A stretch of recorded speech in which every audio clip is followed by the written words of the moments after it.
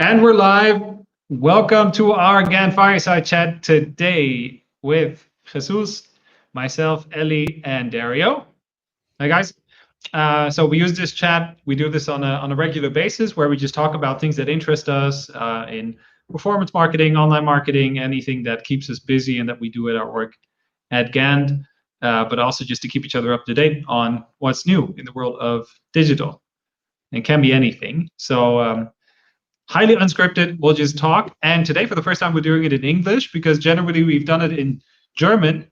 But because Jesus speaks better Spanish than German still, although his Swiss German is slowly getting better, right? Sicher. Not bad. It's not bad. That was really good. We've decided to not upset and too many Swiss people do it in English today. No, I'm sorry. Yes, we need to keep residence permits and. Yeah, I shouldn't say a lot. I mean, I know you've been through a lot yesterday. Atletico didn't have the best evening, of course, against Ellie and Bayern. Do you guys still want to talk about it, or should we dive right into online marketing? Dive. I could talk about that game the whole day. Dive. Press the button. Okay, good. Then let's get started. Dario, do you have anything that you would like to share? Because I see that you've opened up the little window that says share my screen.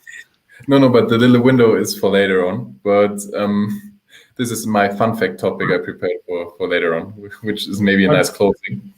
But there's one topic I want to address today. I already did that in the past, but I think it's really important, or it's a reminder everyone should be aware of.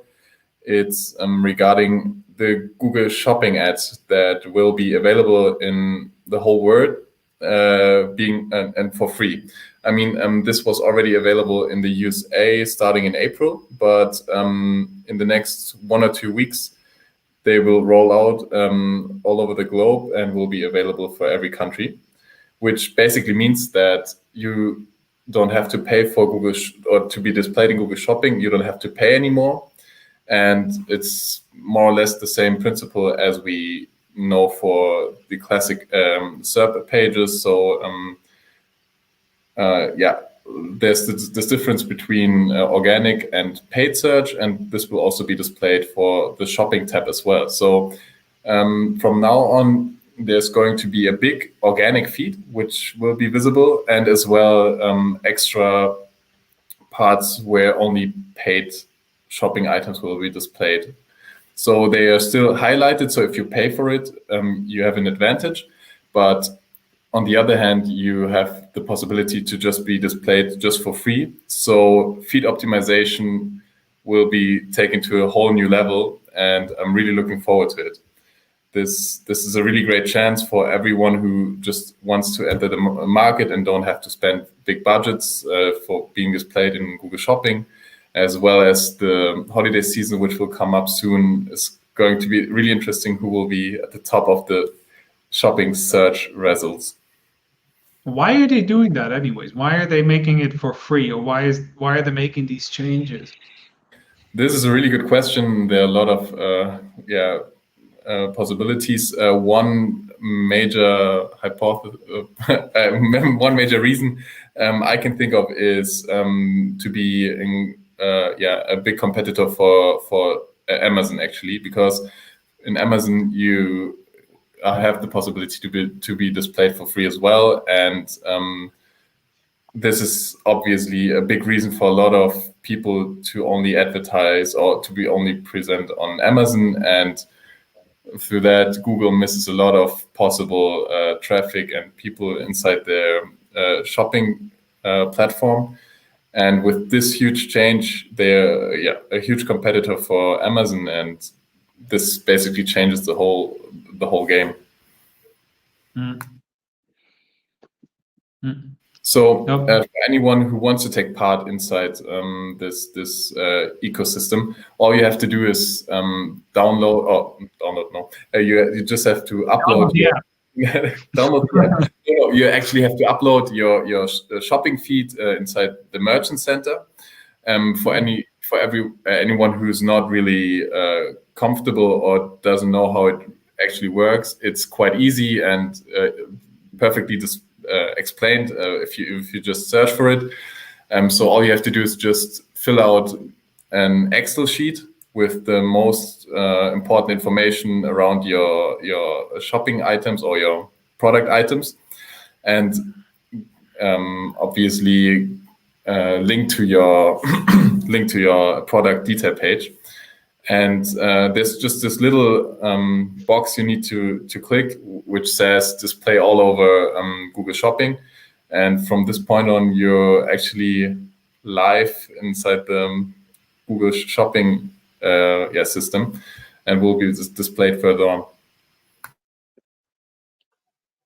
That's great. I And mean, it's it's good. still only for. I'm sorry. After you. Thank you. And it's still only for clients who have a physical product still. I mean, that is like the biggest rule for Google Shopping. I find it interesting because for us, I mean, yeah, you can start trying out Google Shopping if you were not willing to invest any money in the past, which is just really nice. But also, if you look at it from a bigger perspective, they are actually creating a new marketing channel. I mean, we always talk about SEA, we talk about SEO, and we talk about Google Shopping, we talk about Google Display and YouTube. And I mean, these are all separate channels in the Google universe. But now they just create another one. I wonder how they decide in the organic Google Shopping list who will be like shown at the top. Like, are there any rules? I mean, you can only optimize your Google feed as much, you know, there's like a limit to that, isn't there? So good question. I believe there are more possibilities to actually improve your ranking. So one is obviously your feed, and there are a lot of opportunity or possibilities to do that. You can switch around your wordings and the order of, for example, the color of your item and so on and so on. But another huge factor will be the website, obviously. So your product detail page has to be on point. And we talked about the possibilities of the product detail pages before in our Fireside chat, and there are huge differences if you just look at the current market. And I think this is also a major role, or will play a major part in this.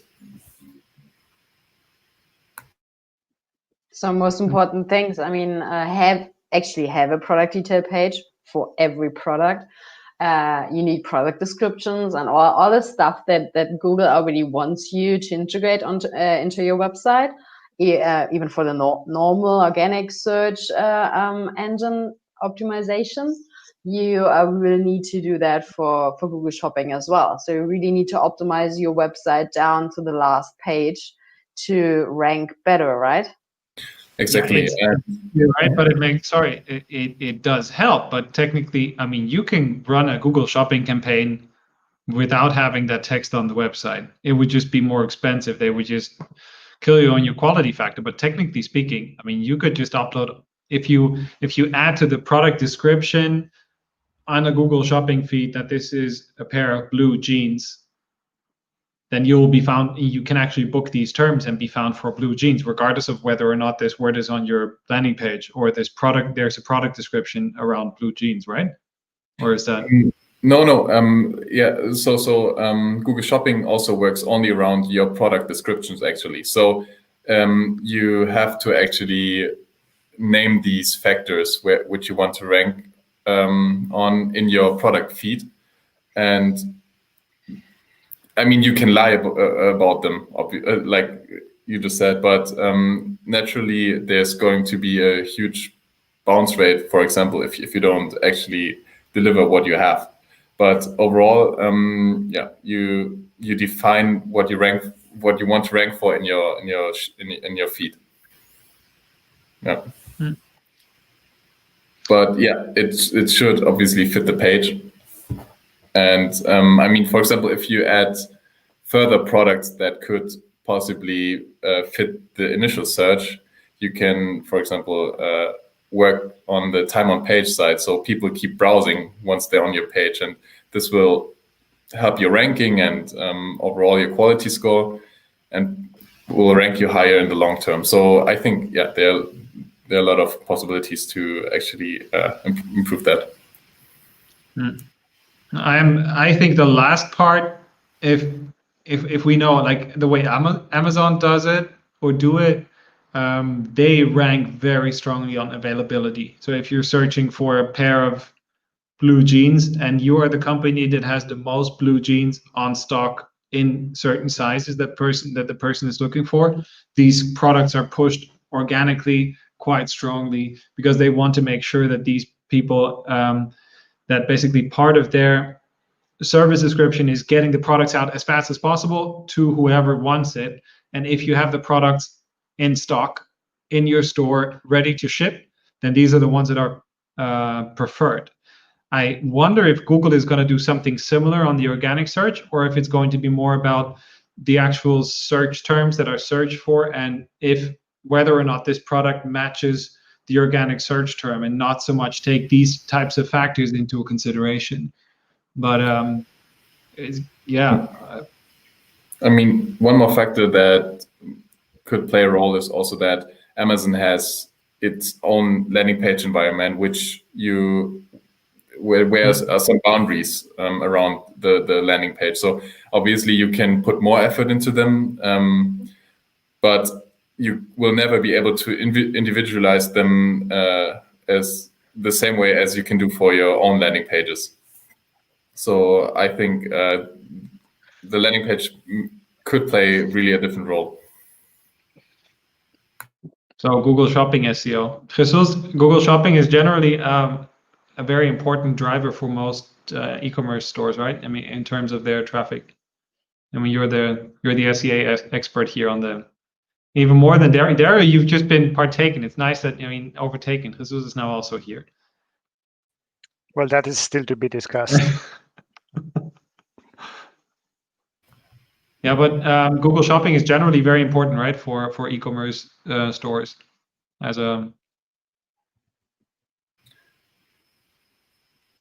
But in any case, I was thinking that maybe if availability, for example, were to be a factor on who's ranking naturally for Google Shopping, probably the champions on availability would be the biggest sellers out there, and probably those are the ones who have already ensured that their presence through paid ads is the strongest. So do you think they would change a lot?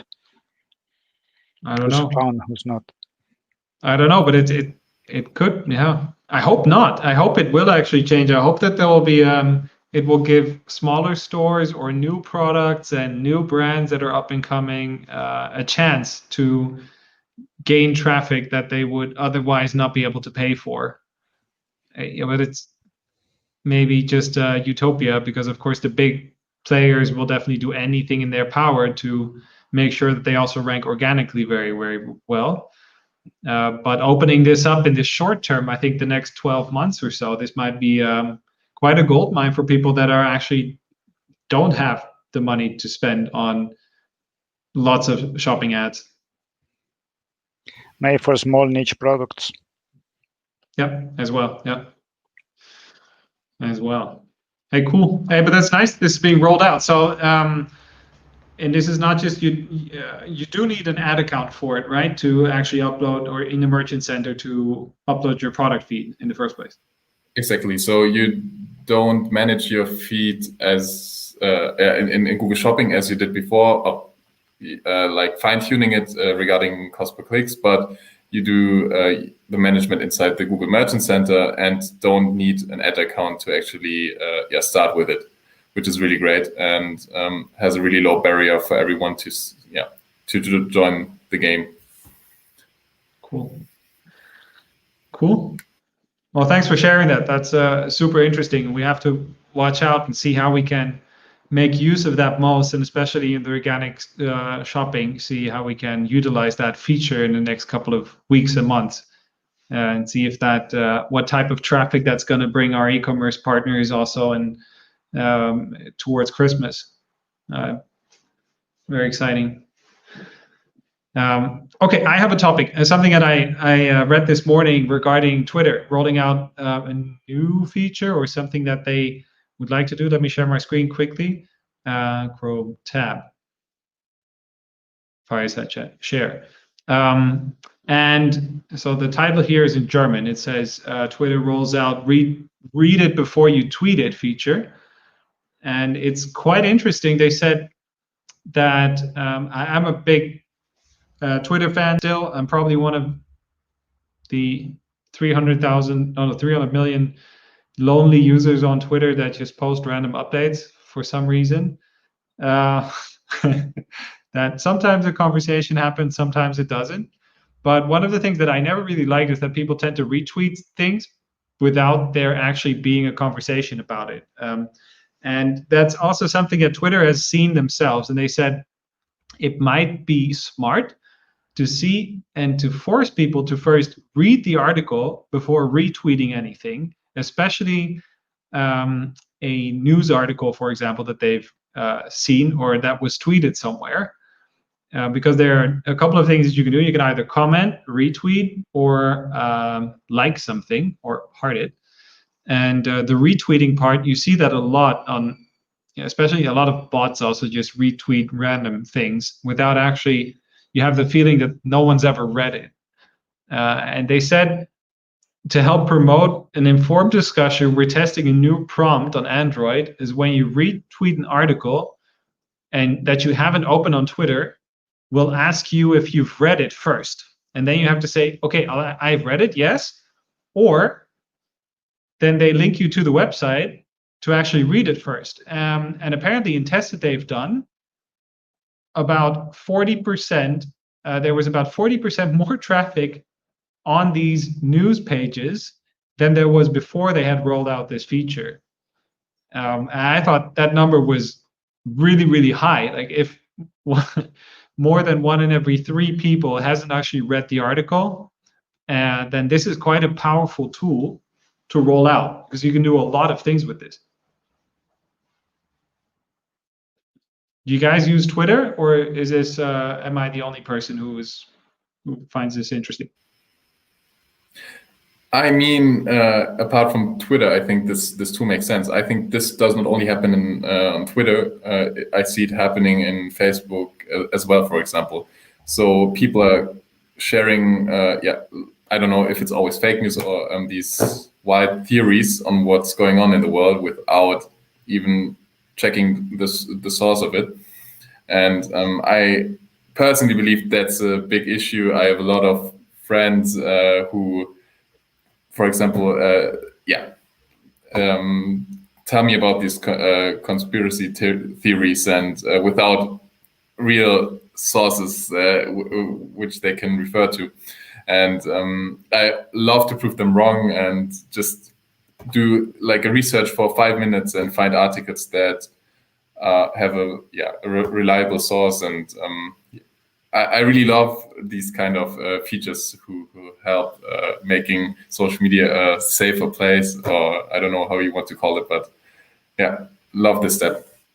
Yeah, so this guy on the GANDT team said that Google Shopping is now for free, and he didn't click on the link to find out that it's actually not entirely for free, but that there are parts of the Google Shopping that are now for free. Huh? Yeah, but the good thing is that we always link to our sources inside our YouTube description. So if you have any doubts, please check them out, or if you want to learn more about it. Yeah. You can find them down below.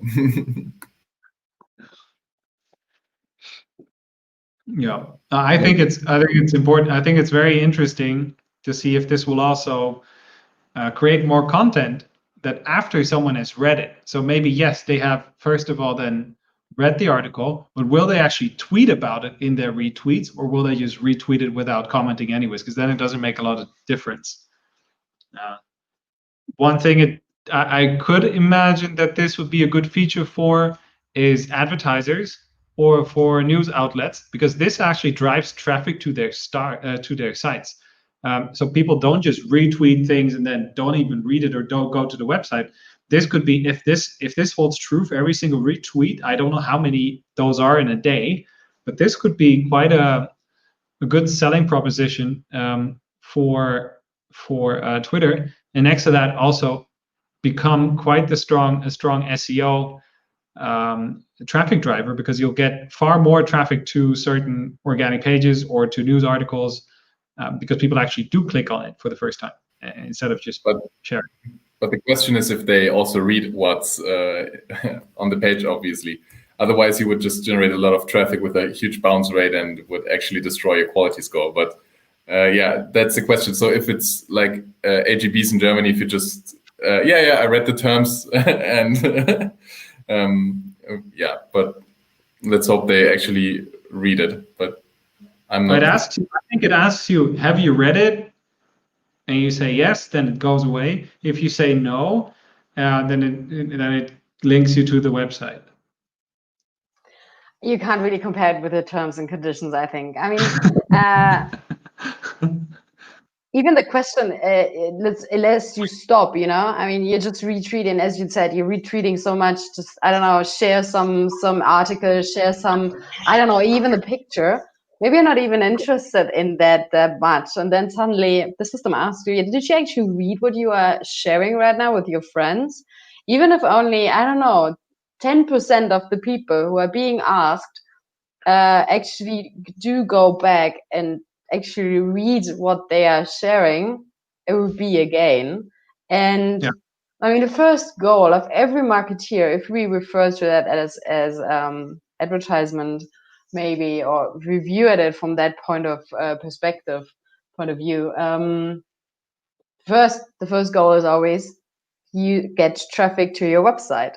I mean, what you do with the traffic is basically the second part of the marketing, right? So first of all, you have the user on your site. You have a great site. If you, I don't know, have some measures of keeping them there, they're actually helping. Yeah, I see that too, what Remco said. Yeah, maybe to further make this even better, maybe there should be a security question for example, like which of the following images are displayed on the website? To start with that, for example. Which this way statement you sure that they have to scan the whole website or actually read what's inside it. But yeah, overall, I mean, this could really change something. But I don't personally believe that people will. All of the people will read what's on the page. I think it's just I read it and post my repost. Probably. Actually, I was thinking that there's something. I was thinking that it's a little bit going in the opposite direction that you see Google is doing. In the Google search results page, you see that more and more they're trying to bring in the answer to your questions in the results page without actually, they don't want you to actually click and go to the page where this content is coming from. And at the same time, you see now Twitter doing the other way around, forcing you to actually go there and prove that you have read it before sharing, which seems to be against their own interest. It's right? For them, because this actually drives people to generate news articles that Twitter becomes then a real source of driving traffic to your website. And if you want to be in control of the narrative and of how you want to communicate, as well as if you would like to show people ads on your website, especially as a news outlet, it's key that we can't do that on Google anymore. If Google shows you the search results straight away in their search engine, so this is I think is very pro news outlets and media. It's quite a positive thing if it works. I don't know. Data seems to support it. At the same time, it would be detrimental about the number of retweets that something gets. Now it's not just click retweet, right? You have to do something else. Yeah, fair point. One thing for the other. Fair point. one thing for the other. I know that we have like 3 minutes left. I don't know what happens after 3 minutes. Maybe this chat will self-destruct or something else. But do we have anything else that we'd like to share? There's just a quick thing I would love to share with you guys. Maybe Rob, if you could open my shared screen. Before you guys go on Halloween vacation or to your Halloween party, which hopefully happens inside the Corona terms, I want to share with you the most searched Halloween costumes for this year on Google. I just love some of them. So these are the overall costumes, which are mainly based on a lot of Netflix series and some famous DJs. You should scan them and make sure that you don't go or look like all the others. So there's also some interesting ones for kids, which are more generic, which I find like Robot or Supergirl. But my most favorite one are the ones for pets. So if you choose cat taco, sorry, yeah, you won't be the only one, because this year taco is one of the most famous Halloween costumes for your cat. Sorry, I just wanted to share this with you before you go into Halloween. Gorgy Stegosaurus. Yes. What's a Beetlejuice fish? Woody. What's a woody dog? I have no idea, but I wanted to ask us a question. Unfortunately, I didn't research enough to answer your questions, but I'll share this with you guys later on, and also inside the YouTube comments, so you can look for nice Halloween costumes for this year or maybe next year if there's no party. So what do you do if your pet is a fish? Should you like dress him up as a fish?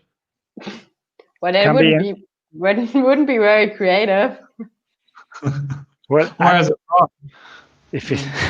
No, I'm just wondering which search terms they analyze, because how do you, for example, find fish in combination with your cat, like fish cat costume? I don't know, but I thought it's just funny to share it with you guys. But yeah, very funny. So number one is cat taco, which means that if you dress your cat as a cat taco and go to a Halloween party, it's likely that you will find someone else with another cat taco. Yeah, the thing is, how do you take your cat to a Halloween party? That's right? what yes, exactly. Thank you for asking that. It was exactly my who is taking their cat to a Halloween party, or their frog, or their fish? Or are these all, I don't know, dogs that are dressed as a cat taco and as a fish? How do you dress your dog like a fish? Why would you dress your dog as a cat? Or is it just a cat dressed as a taco? But why would you dress your dog as a cat taco? What is a cat taco then? No, it doesn't make any sense. No, it needs to be a cat. Okay, Dario, thank you so much for sharing this. It was very insightful. I think we just learned a lot about nothing. And when is Halloween anyways? Is that soon? Last day of the month, right? Yeah, 9 days. Maybe we do a virtual Halloween party, and there you can bring your cat. So maybe that's the reason why. Okay, let's do a virtual fireside chat in Halloween costumes, and whoever comes in late has to wear the cat taco suit. All right. I think 5-minute warning, that's the explanation. It just gets random. Yeah, exactly. Hey, thank you so much. If you're still listening to our fantastic conversation about cat tacos and online marketing and Google and stuff, feel free to, of course, join us on LinkedIn or here on YouTube, and then you'll get a quick notification about more exciting insights by Dario. you might we love that. But hey, thank you guys for your contributions and the nice chat, and I'm looking forward to seeing you again tomorrow. But for now, just have a great evening and see you soon. You too. Bye, All guys. right. Bye bye. Bye.